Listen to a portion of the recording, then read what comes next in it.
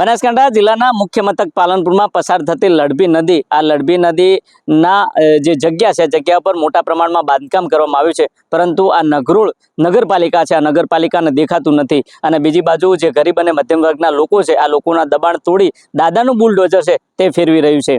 તેની વિગતે ચર્ચા આ વિડીયોમાં કરવી છે. વૈષ્ણવજન તો તેને કહીએ જે પીડ પરાઈ જાનાને રે. નમસ્કાર, હું છું દિનેશ ઠાકોર. નવજીવન ન્યૂઝમાં આપનું હાર્દિક સ્વાગત છે. વાત બનાસકાંઠા જિલ્લાના મુખ્ય મથક પાલનપુરની છે. પાલનપુરમાંથી પસાર થતી લડભી નદી, અને આ લડભી નદી નગરપાલિકા દ્વારા ગાયબ કરવામાં આવી છે. કોન્ટ્રાક્ટરો, નેતાઓ અને બિલ્ડરો ભેગા થઈ ખાયકી કરવામાં આવી છે, અને આ ખાયકીની રજૂઆત હાઈકોર્ટ અને સુપ્રીમ કોર્ટ સુધી કરવામાં આવી છે, પરંતુ ક્યાંક ને ક્યાંક આ દબાણો તોડવામાં આવતા નથી. જે દાદાનું બુલડોઝર છે, આ બુલડોઝર પાલનપુર નગરપાલિકાના જે લડભી નદી છે તેના ઉપર કરેલા બાંધકામો સુધી પહોંચતું નથી. પરંતુ બીજી બાજુ જે ગોબરી રોડ જે પહોળો કરવાની જે કામગીરી થઈ રહી છે, અને આ કામગીરી વચ્ચે જે મકાનો આવી રહ્યા છે, આ 20 જેટલા મકાનો ઉપર દાદાનું બુલડોઝર ફેરવવામાં આવ્યું છે. સ્થાનિક જે રહીશો છે, રહીશો કહી રહ્યા છે કે છેલ્લા 60 થી 80 વર્ષથી અમે ભોગવટો કરી રહ્યા છે. એટલું જ નહીં, પરંતુ નગરપાલિકામાં તમામ વેરા ભરી રહ્યા છે, છતાં પણ નગરપાલિકાના સત્તાધીશો દ્વારા અમારા મકાન તોડવામાં આવી રહ્યા છે. કારણ કે બીજી બાજુ જે ગેરકાયદેસર દબાણો કરવામાં આવે છે, કારણ એ જે દબાણો કરનાર છે, નેતાઓ છે, બિલ્ડરો છે, એ મોટા ગજાના હોવાને કારણે એ જે દબાણો છે, દબાણો નગરપાલિકાને દેખાતા નથી. અને બીજી બાજુ આ ગરીબોના જે દબાણો છે, આ દબાણો તોડી રહ્યા છે. તમામ બાબતને લઈને સ્થાનિક લોકો શું કહી રહ્યા છે તે પણ તમે સાંભળો. એ લોન લીધી છે અમે સરકારની નહીં, પ્રાઇવેટ લોન કરાવીને સરકારી લોન કરાવી, બંને લોનો કરાવીને અમે ઘર બનાવ્યા, અને અમારા ઘર પાડવામાં આવ્યા છે. અને છોકરાને સંડાસ પાણી જવાની તકલીફ છે. અમારે ક્યાંય જઈ શકે એમ નથી, એના બહેરામાં ન જવાનું, અને સરકાર ક્યાંય જગ્યા નથી અહીંયા બહાર જવા માટે. લોન અમે લોન કઈ ભરશો? હવે કઈ કરી કઈ અમે જમીન છે, કઈ ખેતીવાડી છે તો અમે લોન ભરશો? બેન, કેટલા સમયથી અહીંયા રહો છો? અમે રહીએ છીએ 30-40 વર્ષથી અહીંયા. 100 વર્ષથી સાસુ વધારે છે, અને અમે 30 વર્ષ થઈ ગયા છે અહીંયા. આ ફૂટપાવડી પર આવી અમે 30 વર્ષ થઈ ગયા. 50 વર્ષથી ભોગવટો છે અમારે અહીંયા. સાહેબ, લોનો ઉપાડીને ઘરે બનાયા, અમે ગરીબ લોકો ક્યાં જઈએ? પહેલા હું કે તમે ઘરે ના પાડશો, પેલા મામા મહારાજ તો પથ્થર હટાઈ દો, તો પથ્થર હટાઈને સાઈડમાં મેક્યો ને કેરેસી આ ઘરો પાડી નાખ્યા. શું કરવાનું બોલો? ગરીબ લોકો ક્યાં જાય? અમારા ગોબરી રોડ પટ્ટીઓ અમે ખાવાના ખોખા છે. હાલ છોકરી ઉંમર લાગશે, છોકરીના લગ્ન કરવાના છે, અમે ક્યાં કરી જઈએ બોલો? તો હા, પહેલા હતી નોટિસ, તો હું કે નોટિસ વાળો કે હાલ તમે હાલ ઘર પાડવો નહીં, તમે મામા મહારાજ તો પથ્થર હટાવીને સાઈડ પર મેકી દો, તો તમારા ઘર પર રહે નહીં, તમારો બચાવ થઈ જશે. ને હવે છે ને, તો મામા મહારાજ તો પથ્થર એક બાજુ મેકાય ને હવે ઘરે બનશે, ઘરે બધા પાણી રાખ્યા. બોલો શું કરવાનું?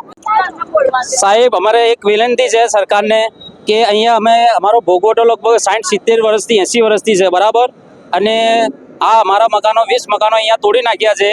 અત્યારે ત્યાં આગળ સરકાર ત્યાં દેખતી નથી. નરબી નહેર છે એની ઉપર જે મકાનો બનાવ્યા છે એ સરકારને કોઈ કાર્યવાહી કરતા નથી, ને બરાબર અમારા આ ગોબરી રોડ પર 20 મકાનો પાડી નાખ્યા છે. અને જે નરબી નહેર છે એની ઉપર મકાનો ગેરકાયદેસર બનાવેલા છે, એ સરકાર દેખતી નથી, બરાબર. અમારે માંગ એવી છે કે જો અમારે ઘર વેરો બી ભરીએ છે, પાણી વેરો બી ભરીએ છે, બધું કમ્પ્લીટ છે અમારી જોડે પૂરાપો, બરાબર. તો બી અમારે સત્તા નુકસાન કરે છે સરકાર, બરાબર. અમારે જો અમે આવા લોનો લઈ લઈને અમારા મકાનો બનાવેલા છે, આ લોનો લઈ લઈને અમારા મકાન બનાવેલા છે, બરાબર. અમારા લોનો લઈને મકાનો બનાવ્યા છે. અમારા લોનો હવે પૂરી કેદો કરવી? હજી 4 બહુ હપ્તા પડ્યા છે, અને આ મકાનો બધા તોડી નાખ્યા છે. અમારા દેવાન નહીં, સરકારમાં નહીં, કે નગરી મોબલેદારમાં નહીં. અમારા પહેલા જૂનો બાવરિયા હતો, એનું ઘર બનાવેલું હતું અમારા જૂના પલોટમાં, અને નથી દબાણ નીકળી કે નથી કોઈ નહીં. અને આ જગોણાવાળા પટેલ એવા અમારી સરકાર કરીને અમારા ઘર પડાયા છે, અને અમારા ઘર વેરો અમે પોણી વેરો અમારા ભરેલો છે, અને અમારા લાઇટ બિલ ભરેલું છે.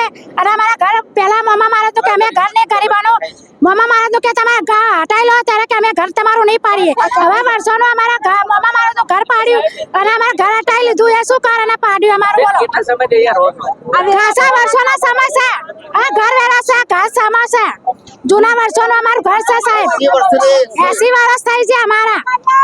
તમે જો તે પ્રકારે સ્થાનિક લોકોનું કહેવું છે કે છેલ્લા 60 થી 80 વર્ષથી અમે આ ભોગવટો કરી રહ્યા છે, અને આ જગ્યા ઉપર મકાન બાંધવા માટે અમે સરકારી અને ખાનગી લોનો લીધી છે અને લોનો લઈ અમે મકાન બનાવ્યું, પરંતુ મકાન બને તે પહેલાં અને જે મકાન બનાવેલા છે તે આ નગરપાલિકા દ્વારા દબાણ તોડી દેવામાં આવ્યા છે અને તે પણ પોલીસને આગળ કરીને. અમારું એટલી માંગ છે કે જે પાલનપુર શહેરમાં જે લડબી નદી જે પસાર થઈ રહી છે, આ લડબી નદી ઉપર જે ગેરકાયદેસર બાંધકામો કરવામાં આવ્યા છે એ આ નગરપાલિકાને દેખાતા નથી. કારણ કે એ જે દબાણો કરનાર જે લોકો છે, નેતાઓ છે, રાજનેતાઓ છે, બિલ્ડરો છે, કોન્ટ્રાક્ટરો છે અને આ બાજુ ગરીબોના મકાન તોડી આ લોકો હેરાનગતિ કરી રહ્યા છે. અને અમે એ લોકો છીએ કે જ્યાં વર્ષોથી ભાજપની જે સરકાર છે, સરકાર સાથે સંકળાયેલા છે, પરંતુ હાલમાં આ બની બેઠેલા જે નેતાઓ છે, અધિકારીઓ છે, આ ગરીબોને ક્યાંક ને ક્યાંક હેરાન કરવાનું કામ કરી રહ્યા છે. બીજી બાજુ જે જાહેર માર્ગ ઉપર અન્ય જે દબાણો છે એ દબાણો જે રાજનેતાઓ છે, મોટા રૂપિયા ટકે જે સુખી લોકો છે તેમના દબાણ તોડવામાં આવતા નથી, પરંતુ ક્યાંક ને ક્યાંક ગરીબોના મકાન તોડી આ દાદાનું બુલડોઝર છે એ પાલનપુર સુધી પહોંચ્યું છે, પરંતુ અમીરોના જે ગેરકાયદેસર મકાનો બનાવે છે